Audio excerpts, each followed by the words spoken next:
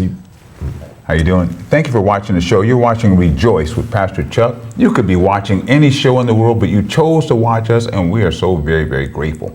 We come to you today from the beautiful city of Santa Barbara. You know where we are. Come on, hang out with us. But we want to ask you a couple of questions today, America. You're watching the show, and we want to get to the bottom of it. We've been wrestling back and forth with this side and that side. It's been very polarized. People want to do this, and you got this side on that, and just I don't know. He wants to talk, so we want to just settle the argument and just squash it once and for all with my special guest, James Joyce. James, what's best, East Coast or West Coast rap? East Coast. Simple as that. East Coast. East is where I'm from. I was born and raised on the East Coast. Infused in my childhood, was brought up with the beats and tunes of A Tribe Called Quest, straight out of New York, and just kind of dove into that. Now, I do have a big respect for the West Coast. However, you can't forget your foundation. Boom. Yes, sir. Yeah. Favorite East Coast artist? A Tribe Called Quest. Okay. Yeah. That group is foundational in my development. I like KRS-One. KRS-One that's a brainy fella. That's a brainy fella, and he's actually been to Santa Barbara. I've seen him perform here in town. Amazing guy. Mm-hmm. But when you look at like just kind of like what music is, what hip hop is, right, mm-hmm. and what it brings together. It brings together diverse cultures, diverse mindsets. People have a shared experience through this music. Mm-hmm. A Tribe Called Quest, in particularly Midnight Marauder album, is one of those things that have just kind of, it's grown with me, and every time you listen to it, you pick up some new stuff, even after 25 years. And so, what? Yeah. 6 Okay. years. All right, you want to count, huh? Yeah, because that jumped back at me when you said that, holler. Yeah. Wow, that's amazing. It is a language of a generation. Absolutely. Yeah, absolutely. Yeah. And it's been interesting to see how it's evolved through my time, right? I hear a lot of the argument about mumble rap and kind of where hip hop is today. Mm-hmm. And, that's not my style, but what I was listening to when I was that age wasn't the style of the folks above me. So right. I get it. But, I got to respect where it comes from and understand kind of the origins that from whence it came. I grew up in the rock and roll, blues, John area, mm-hmm. And then I got hipped into some guys called the Neville Brothers, and this guy called Bob Marley, and mm-hmm. and Sting, and things kind of like it blew up for me. So music was like it captured not just me, but it captured who the local guys were. Right. From Parliament to you name it, the whole funk movement, and it brought people together. And I don't care where you were from, you could always see people come together, no matter what music was on. You're like, I see you, you see me. And you play, don't you? You play. I goof around. I don't know. Well, I make noise. It's a joyful noise. Right. I can dig that. It's a joyful noise. I like it. Right. My wife says let me unplug that. But I think it's like food. Food is a universal language. It speaks. I always say this. You guys know. I always say it 1,000 times. Some things that bring us together is a fire. And something on the grill, mm-hmm. something cold to drink, right. And that's universal. Mm-hmm. And then if there's a beat in the background, wow, that's universal. You can go global, right, and bring probably throughout the galaxy. I think that's and it's very much a universal language. If you see music that was created in the boroughs of New York. Resonating in Japan, and they may not be able to speak English, but they know the rhyme, like the words to the rhyme, right? Yeah. And so there's a universal shared experience that to be completely frank and honest, that is also part of kind of what I do with Coffee with the Black Guy.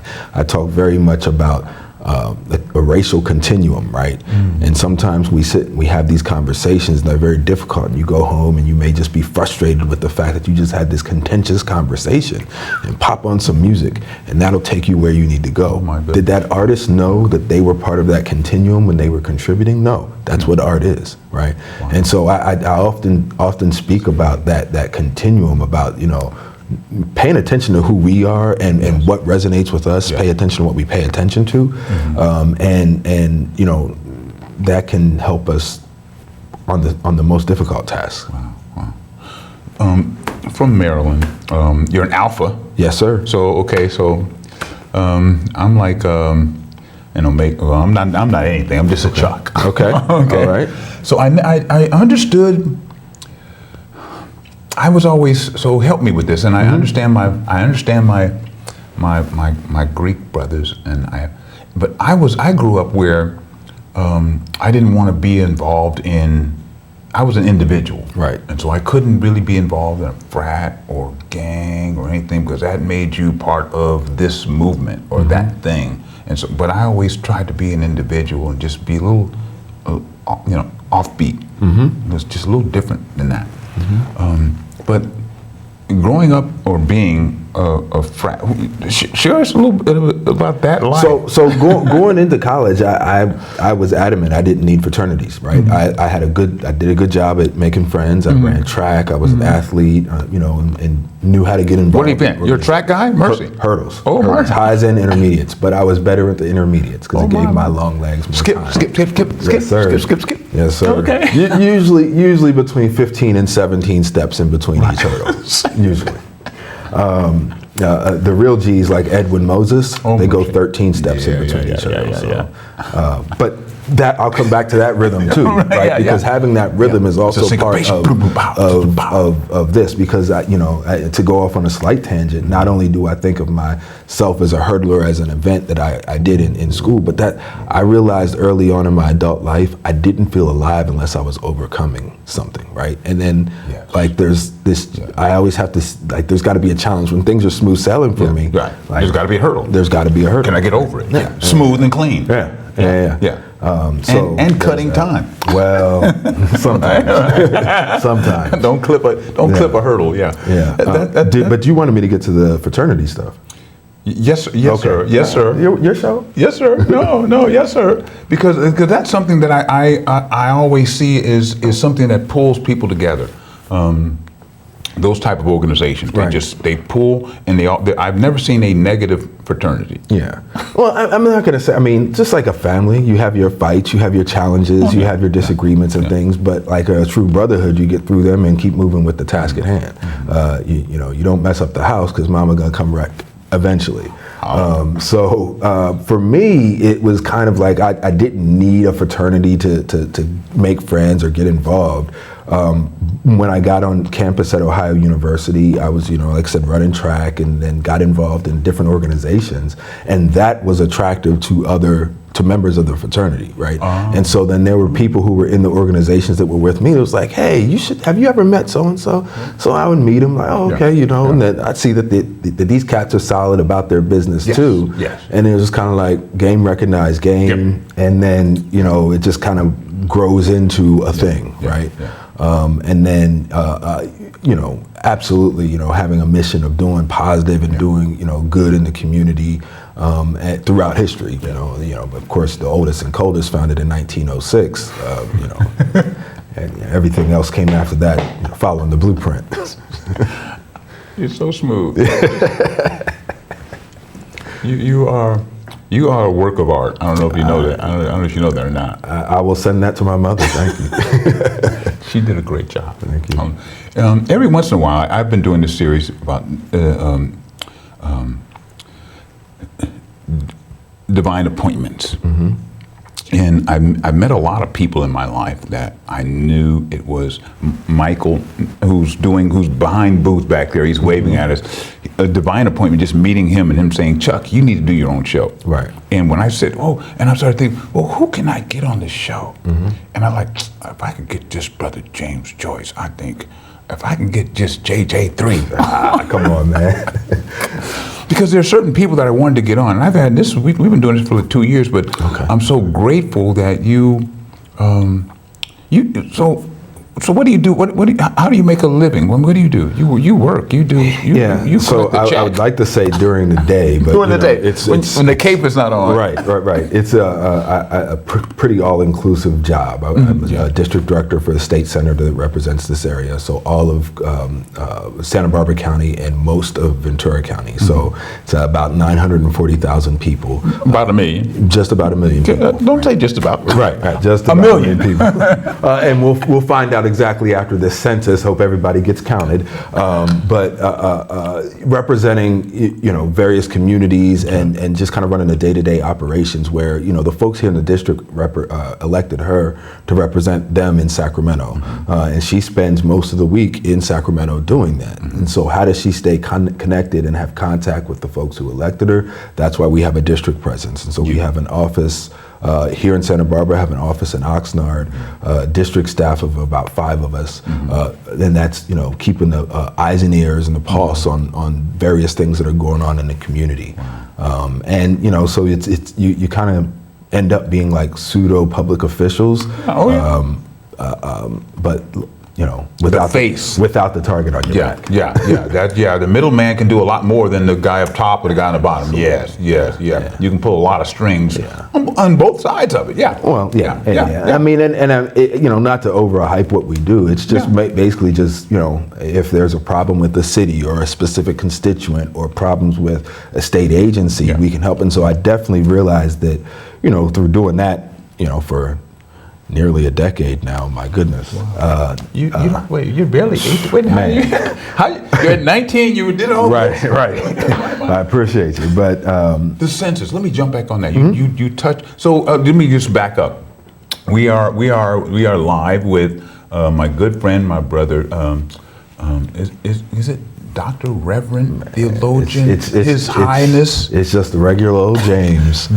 Regular old James Joyce III. And so this is part 1 of normally it's a 13-part series normally, but this is going to be a 15-part series because there's just so much. So the census, there are people that are watching that thing and they're like, oh my goodness, I don't want to be counted. What's it going to do? They're going to come get me, or should I? Is it legit? Do I have my birth certificate? Do I have my visa? Will they come and take me away if I put an X on there? What's going on? So there's a lot of fear when they say census. Are you counting me or are you trying to take me? Well, I mean, there is a fear, and it's a legitimate fear, and I'm not here to minimize that whatsoever, because I get that uncertainty of the government watching you, because quite frankly our history, our stock is very similar to that of the same. If you look at what's happened to previous movements within the Black community, the Black Panthers and things of this nature, even Dr. King, there's been government there's just been this distrust. So I get that. However, I also know that the reason the census exists is to be able to. So, for instance, I just explained that I work for the senator that represents 940-some thousand folks, right? Well, if it could be a million. So right now that's based on the fact that there's about 38 million people in the state of California in a representative democracy. So if we get all the folks in California counted up, then we can say break those districts down. And this is just one example. Break those districts down so each elected official represents a larger number of people because more people have been counted. Right. Copy that. And what that means is money, right? And so a lot of government funding, a lot of pretty much anything that is a service comes through federal funding at some level, federal down to state down to local.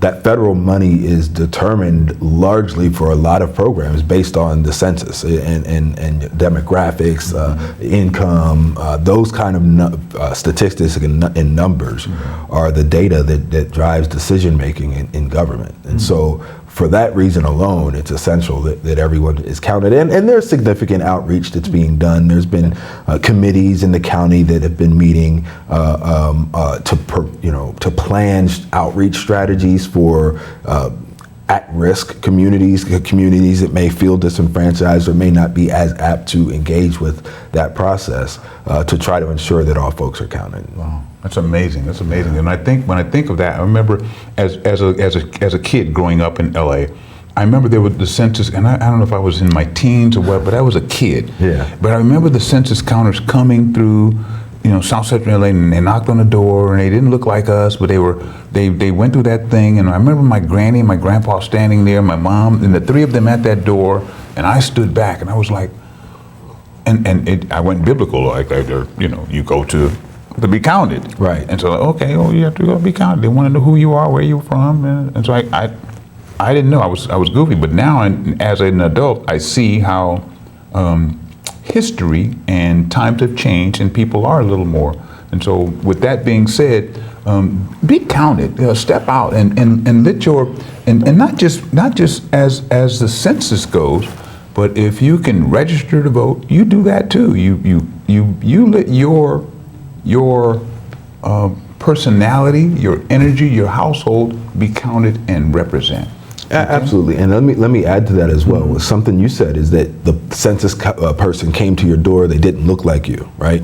Correct. It doesn't have to be that way. Correct. Right. So the census counters, I believe it's a volunteer, but there may be some paid positions for that as well. Yeah. Like if you feel that there's a community that's gonna not be represented, you can volunteer to be one of those people that go help count. And so that's just kind of another way to attack that issue. We just did the point in time count, and that was amazing because we were out. I work with that the homeless population. With the homeless population, thank you. With a company called CityNet, and we were out actually counting those who are living on the street, and it was so humbling just to be a part of that program and just to be able to bless. Well, it was a blessing to me. I don't know. I can't speak for anybody else. I was blessed just to be able to be out there. Doing this kind of work, is it a work? Is it a job? Or is it a blessing? Is it a labor of love? It's a lifestyle. And that's kind of what I, as I'm, helping lead the staff for Senator Jackson, that's, what I share with the staff is that, you're signing up for a lifestyle. And I really think of it as community infusion, right? Yeah, we have a job to do, and kind of the way we have it broken down is each district representative has issue areas that they pay attention to. But I try to align those issue areas with the areas that they're passionate about. So that would lead them to, well, if I want to join, if I want to be a volunteer walker at the Humane Society, then you have eyes and ears at a vital point in our community. Utilize that to help make sure that all of our communities represented, right? Particularly with when I started doing this work, I started down in the Oxnard area, and was going to the churches and being involved with the activities that are going on in the community before I can ask somebody to volunteer for X, Y, and Z, right? And so it's really about community infusion and basically just how we're supposed to live, but really putting that practice, putting that preaching into practice. My goodness, I'm the same way. I grew up. I shouldn't say grew up, but as I matured in ministry, I realized that my Sunday effort was really nothing. Right. If I didn't do anything on Monday. Right. Yeah. And Monday boots hit the ground, and they hit the ground till late Saturday afternoon. And then my preaching had some validation behind it because I did the work leading up to it, and that had nothing to do with me opening a Bible. Right. Well, I think we've had this engagement about institutionalized religion and all these things, and at the root of it, it's all about love. Yes. And I've seen many of folks who proudly beat their Bible and call themselves Christian who do not demonstrate love in their actions. Yeah. Right. I've kind of gotten past the point of being that angry guy and living through life, and it's really about doing things out of love. Like really, as I'm holding conversations, with folks in the community, it's not out of a condescending place. It's about a place that, I've had to deal with race my entire life by the nature of the skin that I was born in. Yeah. And that gives me a certain skill set because I've been doing it for so long, right? And so how do I utilize that skill set to help others understand kind of where we all are? And that's really what, love is about, like using what your personal passion is to help others, I think. We were having a conversation, and so you talk about the skill set of being a person of a certain height and of a certain color. Right. And we were having a conversation a couple of days ago, and you were saying how, and I've done it sometimes, because you have to, when you get confronted by, Joe Popo, a police officer, and of our standing, and you have to be able to navigate that. Yeah. And I think there are some people that don't really that you can articulate that 1,000 times, and unless they are there to see it, and my wife, God bless her, she's watching the show. She actually watched with her own eyes. She saw it, and she saw me get pulled out of my own personal vehicle and beaten and thrown into the back of a police car. And every time these things happen, I see the trauma on her face because she witnessed her betrothed go through that 40 years ago, and that traumatic stress issue pops up every time she sees that. And I try to tell baby, I'm okay, I survived. But the stress that's on her because she witnessed it, and I'm like, baby, I'm okay, I'm working with these guys. Right. I've got buddies who are police, we're good. Right. But she's like, honey, I'm afraid for you every day you leave the house. And that's a fear for a black woman worrying about her 60-year-old black husband. Right. So what's a mom hurting for a 16, 17, 18-year-old son? That's,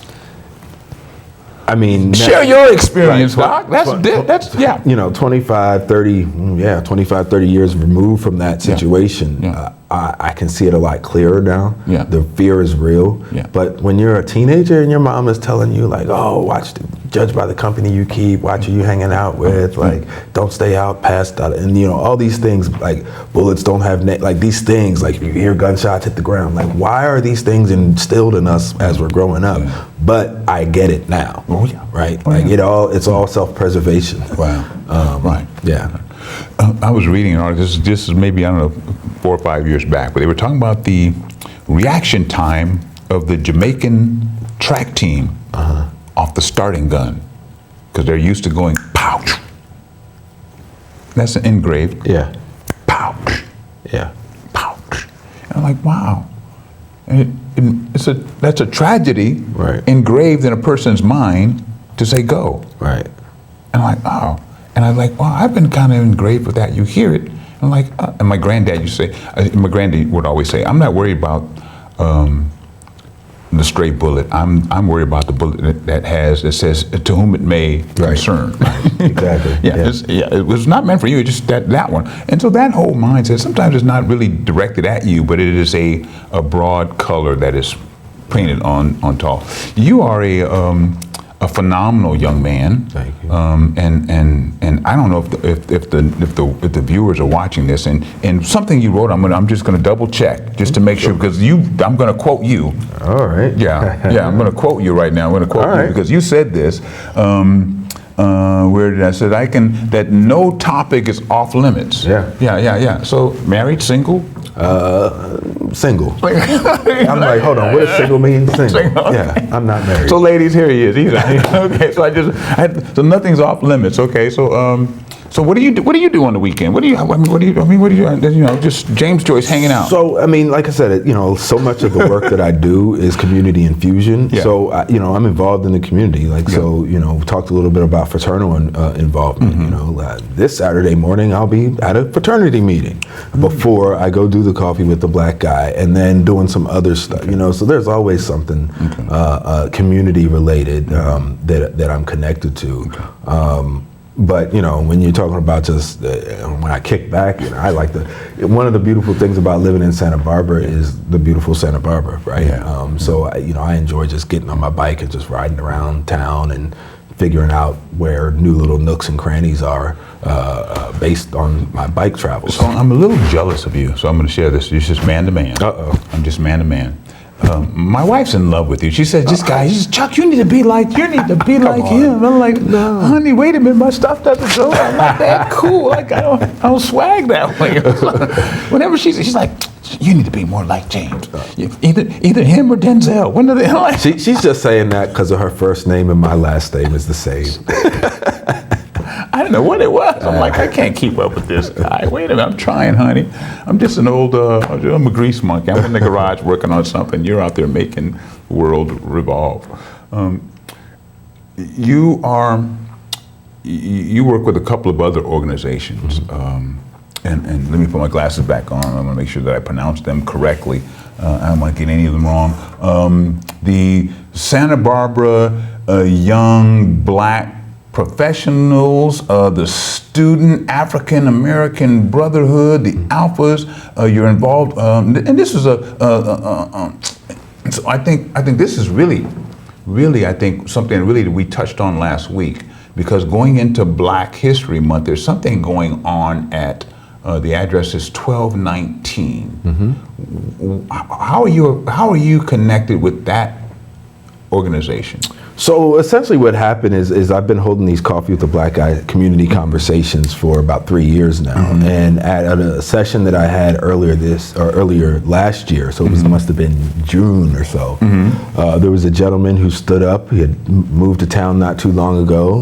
He had shared he was moved from New York, Brooklyn, and was here in town with his wife, and he was sharing his experience. And then a couple times later, he showed up with his wife again and shared more experience. I'd see him around town and connect like that. And then one day, bumped into Daryl and Sally, and Daryl shares with me this idea that he has of having a Black cultural space for Black History Month. It's November when he tells me this. Black History Month is in February. Doesn't leave a whole lot of time. So, I'm not one to kind of kill someone's dreams and just kind of say, oh, let's see what we can do. And so hearing his vision for that, I knew that the Santa Barbara Young Black Professionals have done pop-up things around art during Black History Month in previous years. So I, reached out to them, and then I also reached out to the Santa Barbara Juneteenth folks, so Jordan Killebrew and Simone Ruskamp, reaching out and said, this guy's got this idea. Can we all come together and just hear it out and see what happens? And so we, back in late November, had a meeting at a Starbucks in town, and that was November 21st. And we've got the Black Cultural Space on State Street all the month of February, each weekend. And so kind of what happened between then and now, just having the conversations. The key part of that, I think, was that first day that we met, hours afterwards, was the city manager, Paul Casey. Good guy. He had a meet and greet, kind of like a, hey, there's some challenges on State Street. We're trying to figure them out as a community. We'll take your input, come meet the folks that make those decisions. And so we just had a meeting about this, so we went there, connected them with the key folks in the city to have the conversations with, shopped the idea around a little bit. That led to some more meetings following that to be able to look for spaces and doing the leg work. Realistically, all I did was send an email and say, these are people, come around the table, let's figure this out. From there, the people around the table figured it out. And we've got a full lineup of programming on Saturday and Sunday every weekend. So it's all 5 weekends in this February because it's a leap year. But had from open house, some movie screening, be hosting a Coffee with a Black Guy conversation on Saturday. We'll have a debate with the supervisorial candidates. Just a lot of things to let folks know in the community that we're here, and let the Black folks in the community know that we're here, and don't be afraid to stand out. Wow, that's amazing. Yeah. And I want to classify you. I don't know if this may shoot me in the foot. I don't know. It may shoot both of us in the foot. But I want to classify you as a community leader. And so and when I say that, there's a guy that ran for president a couple of years back he started off by saying, I'm just a community leader. Right. And so, right. Yeah, so I look at you, there's the same, any thoughts about going into the political elected official? Yep. I'd vote for you. I've had a lot of thought about that, and thank you for that. But it's an unsustainable lifestyle and not one that I want to engage. Thank you. So it's it's a challenge to just. I hear you. Give everything to the people, right? And as we mentioned earlier, sometimes you can be a little bit more effective when your name isn't on the ballot. You can, also the reality of that is there's term limits in California, and so the staff level is a little bit more valuable than the elected if you're looking for longevity. If you're looking for effectiveness, being the elected official, you're the one who cast the vote, right? But that's really not, that's not something that I see for myself. If there be a loud enough drumbeat from the community and they take care of all the stuff of raising money and say, hey, we want you to do this, I might give it another thought, but right now that's not something I'm interested in. Mm-hmm. You are a young, I say young man because I think you're very... Not 40 yet, so I guess. Young man. You have a heart, or let me rephrase that, you have a great understanding for who you are. And I think that is probably your greatest virtue, because I think a lot of people don't really know who they are, what they want. Yeah. And so I think that's very positive, because I struggle. My wife will tell me, go do this. And I'm like, yes, dear, as opposed to like, no, I really don't want to do that, honey. Well. Different arena. You can play that one. But you know who you are, you're confident, and that's one thing you've always, there's a young comedian I saw, we had an opportunity to see one of these young comedians at the Arlington Theater. Me and my wife, we sat on the front row and we watched Brother Kevin Hart as he gave his performance.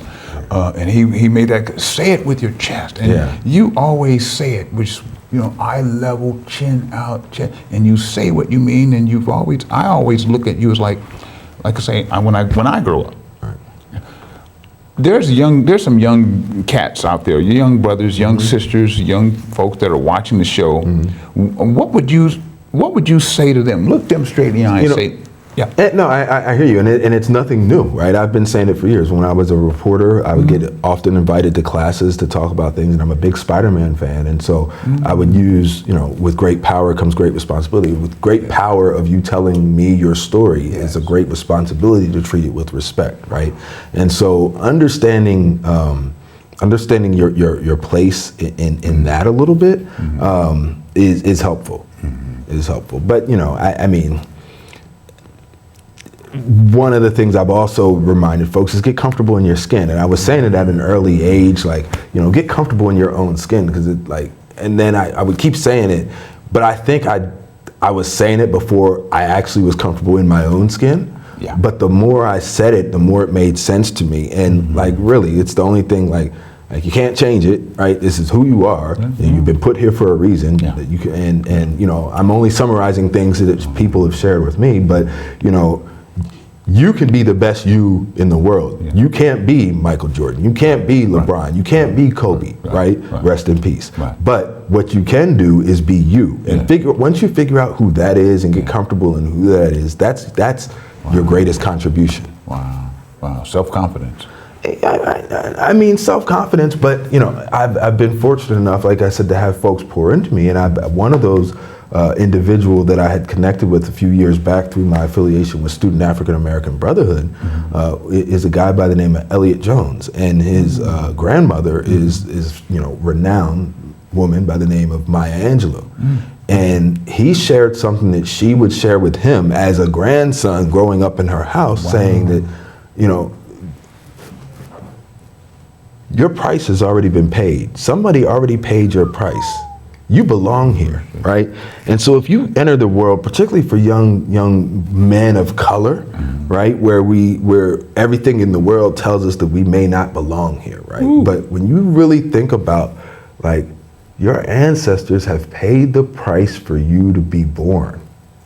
Mercy. Right? Like that allows you to navigate the world a little differently with a little bit more mass to your footstep. And I think that's something that we need not forget, right? Like each of us is a representation of the ancestors that have come before us.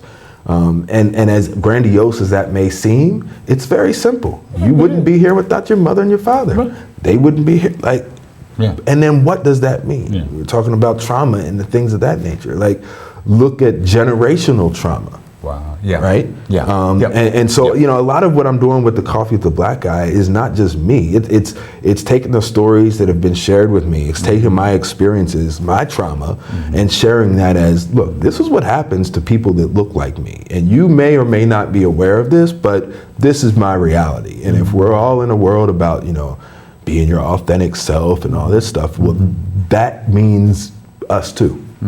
So lean into that. Wow, that's amazing. You, man, you got me. Man, you got that's. I can hear the bugle. It's a call to arms because I remember, you know, when I came to this beautiful city, I can remember being dressed not like me, but dressed much like you, and being pulled over, profiled, stopped, and then trying to articulate that to people and them not grasping that. Like how does that happen? And God, you know, this is my sister, Sister Marty Bloom said, that never happens to me. And I'm like, I hear what you're saying, but somehow in the language you're not hearing that this is happening to me, and I don't know how to. I can't fight my way out of it because if I do, I can't vote my way out of it. I can't. How do I, as a person who has no, I'm just a kid. I'm just a young person. What would you say to that person who feels like the world is on them just because of what they are? How would they step up and rise out of that? I mean, what is that? I mean, again, get comfortable in your own skin, right? So find out what's going to work for you. What worked for you, and the story that you've shared with me is you got tired of being pulled over, so you did proactive steps and went to the police department to introduce yourself and have a conversation. Simple as that, right? How you were speaking of, you know, sharing your experience and folks that don't look like us, white folks saying, well, that doesn't happen to me. Well, to have these conversations, you really got to check that privilege at the door and just sit there and humble yourself and think about, you know, the simple tenets of compassion and empathy. Bring those with you, put them in your pocket and listen to what another person's experience is and believe them, right? We're in the situation, and you know, we're in 2020. We should not be victim blaming. And when you say that that's not my experience, that's a backhanded way of victim blaming, right? And so, you know, what I do with Coffee with the Black Guy is, you know, everybody's like, oh, you know, let's go have coffee, sit down for coffee. It's very, you know, non-committal. You know, it's a libation, so to speak. And so it's a good opportunity to sit down. And so that person who doesn't understand your experience, you sit down, you have dinner, you drink coffee, whatever, and you exchange. You have contact with that person. And then once they get to the point where they can empathize with where you come from, then the conversation can start, right? And so that's what I think is important in our society. We need more of that, right? And you know, I'll go as far as to say it's a homeland security issue. Oh, mercy. Right? Yes. We talk about Russia and what they did in our 2016 election, and we see what they're doing as far as currently coming up in 2020. Are they doing anything wrong? Are they providing false news, but are they simply exploiting a division that already exists in America? We have a racial division that America has yet to heal, yet to address. Like, we don't even want to bring up race. People say, don't say the word white privilege because it's divisive. Yes. No, let's say the word white privilege and talk about what that means and explain how that has manifested into where we are today for you, right? To have those conversations, those are teachable moments for folks, right? Yes. And so I think it's very important to just, you know, sit down and cross from one another. We've gotten into this interpersonal divide where we can't communicate, right? Yeah. We need to bring back interpersonal communication, sit down across from one another, empathize, show compassion for another person's reality, and help move past it, right? Let's talk about, I had made a mention a little bit, and I'll let you get your questions in. You're right. Made a mention earlier about generational trauma and things like that. Right? Yes. We just celebrated Dr. King Day, right? But we can't talk about Dr. King in a vacuum. Do we know the story about what happened to his parents, right? How was his mother killed? How did she die, right? His younger brother, how did he die? Like, these different things. And then you look at how Dr. King was, and we talk about how great he was, and all we know is I have a dream, but do we understand the pain that man went through? Do we understand the depression? Do we understand the reality of being a leader with the world on your shoulders, and the majority of the people who you're tasked with leading don't even agree with you, right? Wow. He had, what is it, a 35 to 38 approval rating amongst, the Southern Christian Leadership Council during the time. And now everybody is, of course, applauding him. Hindsight, that's what we do. Yeah. But let's look at where we are today. And are the folks that we support who, we say, where are our leaders? Or, where is the movement going? We need to kind of tap into that generational trauma and understand kind of how that's affected where we are as far as leadership in the Black community. We've seen all our leaders assassinated. So why would I step up and call myself a leader, right? Yeah. And if you look at what's happened with the Black Lives Matter, it's kind of a diffused leadership model, right? There's no leader per se, it's diffused. That's not by accident. Yeah. The name, I hope I don't smear it. Young man in town. I don't know if it's Kingland or Jordan Killebrew. Killebrew. Yes. Nice young Sharp man. young man. Nice young man. You should get him on your show. Yes, sir. Yeah. Yes, sir. Brother Killebrew, you're next. Because he's been working out. He's been working out. I've been watching. He's been working. He's been getting this. I see him riding. I see you riding. I see you getting your buff on. But I know the power is on the inside. It's going to pop out. Yeah.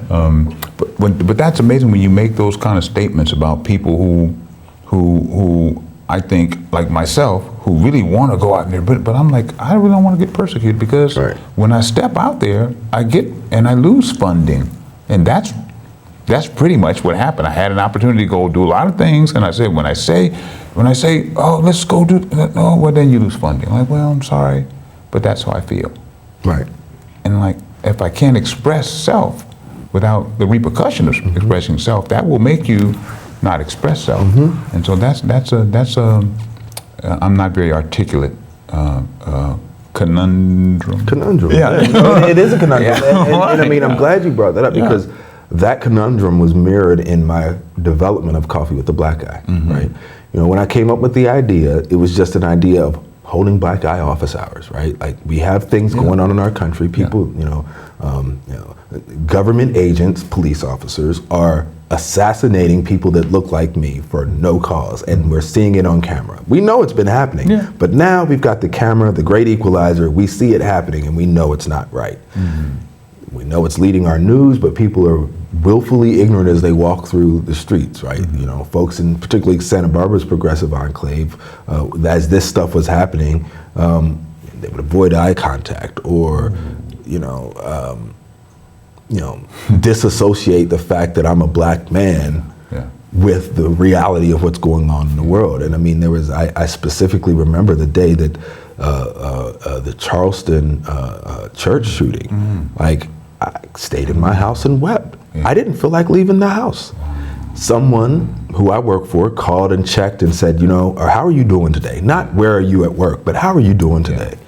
And that made the world a difference, right? For have somebody understand that this is a traumatic thing that we've seen, and it continues to be seen.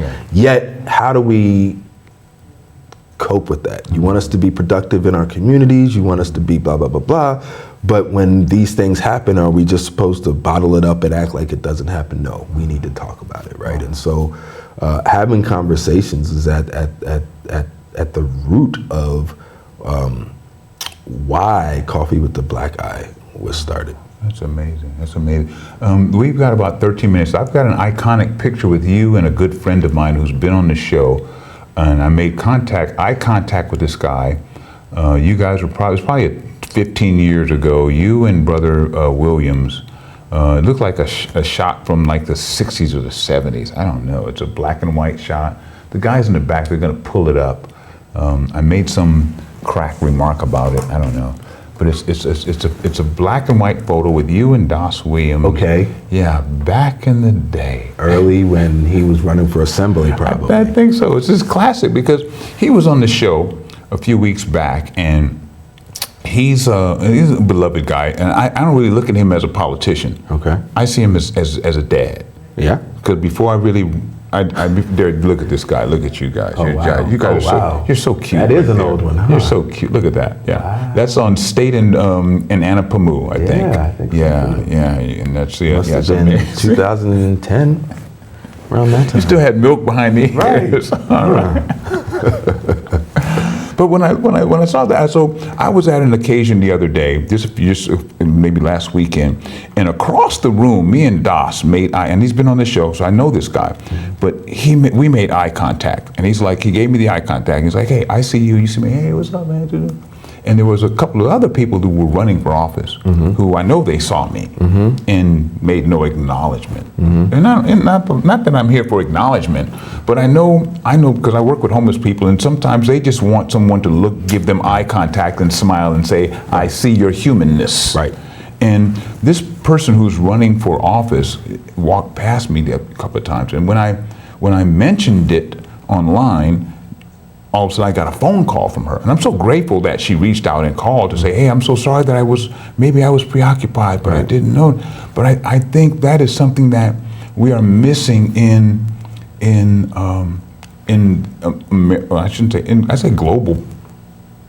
global politics, how we can be so geared into what we're doing that we don't acknowledge the people who are really potentially our voters. Yeah. Because I go into a ballot and I could easily punch the guy that I know, my boy, or this new person who I don't know, but maybe I see something in them that I never saw before, but I never got the opportunity because that was missed. And so I see that. And when you say this, you do this thing called Coffee with a Black Guy, I think that opens up the eyes to everyone. Say, this is me, this is what I am, I'm here, notice me. Right. And then hear me, because I have a voice, hear me. And I think that's the most important thing, that there are young people that have a voice and that really want to be heard. And I think the worst part, there's an old Dr. Seuss story, it's just Horton hears a hoot. So like he really heard something. And I think that is the quiet, still voice of America that's really screaming out, hear me. Yeah. Hear me. Yeah. Hear me.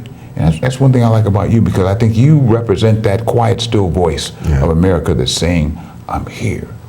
Hear me. Well, no, I appreciate that. And you know, I am aware of what my influences has been, right? When I was in college studying journalism, I had a professor who wrote a book called The Interpersonal Divide. And he made us read that book because he wrote it, right? But what that did is it gave me this perspective like, okay, what email and text messaging, AOL Messenger at the time, right? What that was doing to our society and our ability to communicate, right? And so then pull back another decade away from that with the more influence of technology. And I see that that's essentially where we have, like he predicted, where we are now. And so I think not just in politics, but in life, people want to be seen. Like you said, you know, we're dealing with a housing epidemic in the state of California. We've got more homeless folks than ever before, right?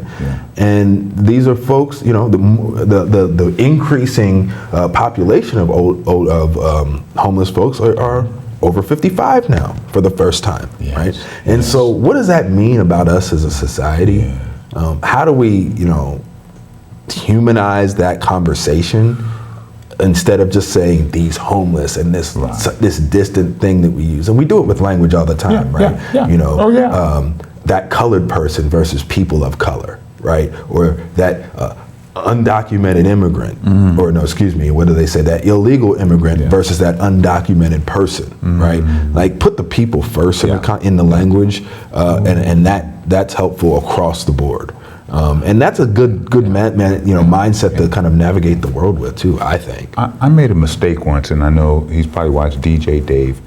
Young man, he's disabled, and he's in a chair. He's in a wheelchair, motorized wheelchair.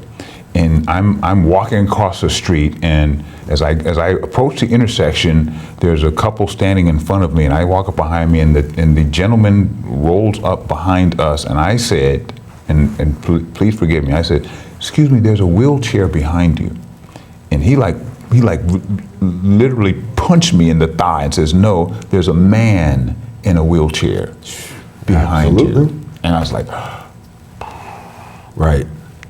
Yes, sir. That was a teachable moment, right? We have them all the time in life, right? Why don't we just utilize them on the racial front too? We act like we forget about this stuff when we have to deal with race or issues that make us uncomfortable. But you've learned so much from just him not letting that slide and him addressing it in a respectful way. Yeah, he punched me, right? But I heard him. But I mean, he read that situation and knew that was how to get your attention, right? And so he was, being a person in a wheelchair, that's arm level. And he caught me. And I get it. That's not always acceptable. But in that situation, it got the point across. And I heard it very loudly because he had his switch here, and my knee was next. And I was like, dude, yes, sir. And it's a very important lesson. Sir. Like yes, sir.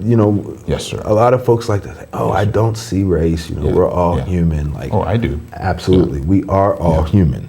But if you tell me you don't see race, you're telling me you don't see me or respect me for who I am, because I'm unmistakably a black man. Right? And so, I think we should get past this utopian society of everybody, salad bowl and kumbaya. We gotta have rough times. We gotta sit down and have the contentious conversations and learn from it, build from it, and then,